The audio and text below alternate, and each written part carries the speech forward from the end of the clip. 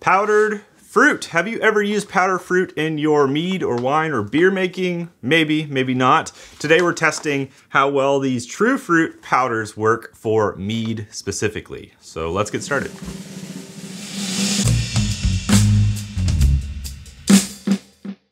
I stumbled across these on More Beer or one of the online sources and saw powdered fruit. Specifically, the one that caught my eye originally was the watermelon. Everyone who has tried to make a watermelon brew knows that it is very difficult, and that's okay. That's just the nature of the beast. So I thought maybe this is the shortcut to a good watermelon brew. I went ahead and purchased this watermelon powdered fruit and a mango powdered fruit. And of course, being a mead channel, I said, let's make it to a mead. So that's what I did. I did this two ways. I've done this, well, I did it originally, not reading a lot of information on the packet other than how much to add. In some fine text on the packet, it talks about how you should use this post-fermentation, not necessarily pre-fermentation or during the fermentation. Use this more as a flavoring later, according to what the package says. I originally did this test by mixing up I didn't do any video for this, so sorry, you're not gonna see it. But essentially I dumped, I think it was about an ounce of each one into 2 carboys. I mixed in some honey and water and yeast, and we made a mead with these as part of the fermentation. So of course they were separate. And we let them ferment out. My starting gravity was like 1080 or something like that. It fermented to 1.000.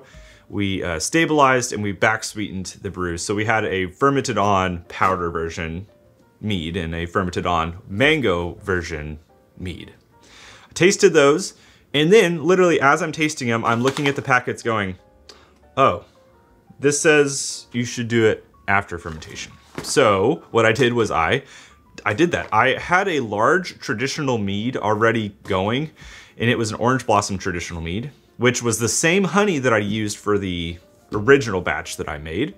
So I took and split out from my orange blossom traditional mead into 2 half-gallon carboys. I added, in this circumstance, it was I think 3/4 ounce, because I was doing a smaller amount, about 3/4 ounce of each powder into each carboy. We moved some mead into it and we stirred it up. So we had a post-fermentation flavored version now. We didn't really do any back sweetening on the second version, so they're a little drier, but what I've done here is I've bottled and canned and done all the things. I've got version 1 of each one, which is the fermentation version, and then I've got the version 2, which is the post-fermentation, adding the flavoring in. I want to, I did this already. I brought in my buddy BC to do the tasting for this, to see how well these flavors work and how well these powders work. So that's my test. It was super simple. I apologize for not doing a lot of video on these. My amount of video and ability to do video has been kind of hampered by having a kid. So I do less B-roll stuff. So you saw some video happening there, but not a lot. Again, I apologize, but hopefully you can visualize how I've described the process, because pretty much all mead is made the same for the most part. Let's go to the tasting and find out how well these powders work for mead.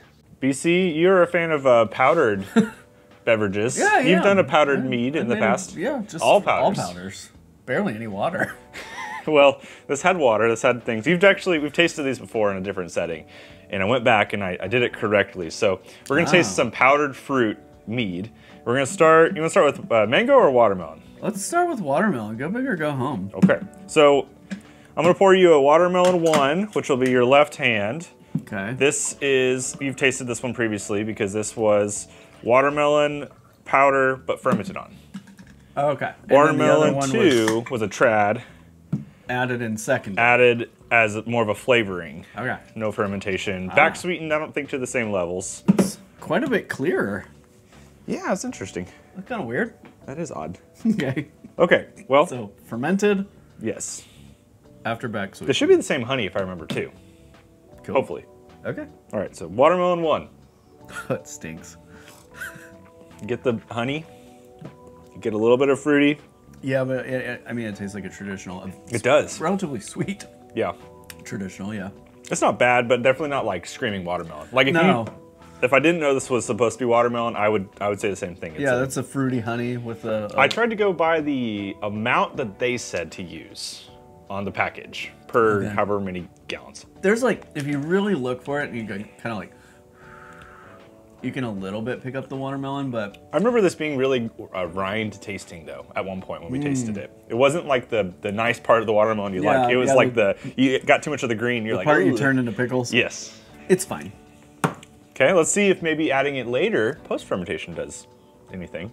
This definitely smells different. It does. The nose is a lot more muted on this. Mm-hmm. It does smell like the green of the fruit.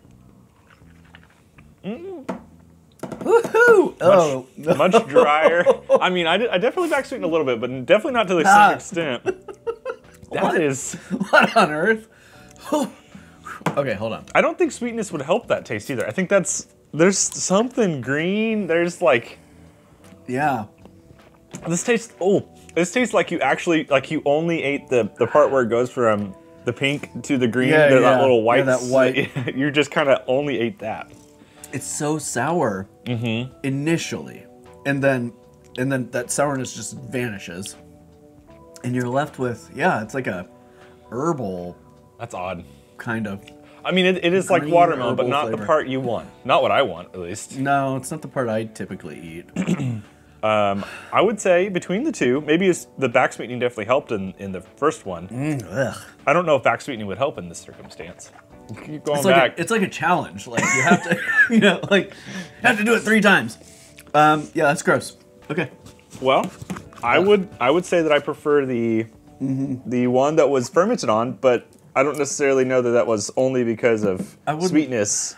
I wouldn't say either of them taste distinctly watermelon though. Yeah. Like if you gave me these blind and said what fruit is this, I would struggle to come up with something that tasted like either. This is the powder. This is what we're talking about. We ate this off a spoon, didn't we? Yeah, we ate it straight up in just one time.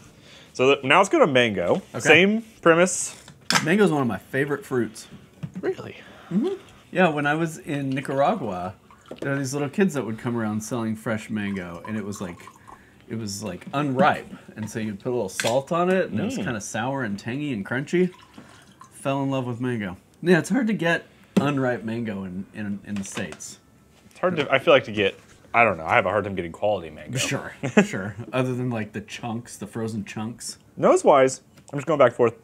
I feel like it smells like mango. Mm-hmm. This smells like fruity. Mango. They smell decently similar, at least. I feel like this one in my left hand is fermented. Yes. This one smells kind of perfumey. Mm-hmm. Like when you walk past Claire's, at the mall, and you get like a whiff of something. Yeah. Yeah. Like a little girl body spray. It's not great. It's on the package. Yeah. Little girl body spray. It's ingredient number 6. Crazy. Okay. Yeah, but you know what I mean? Or like a scratch and sniff book. Oh wow! Oh my gosh! Yeah, it's in there too. That's weird. Okay. This one smells kind of like bubblegum. Ooh.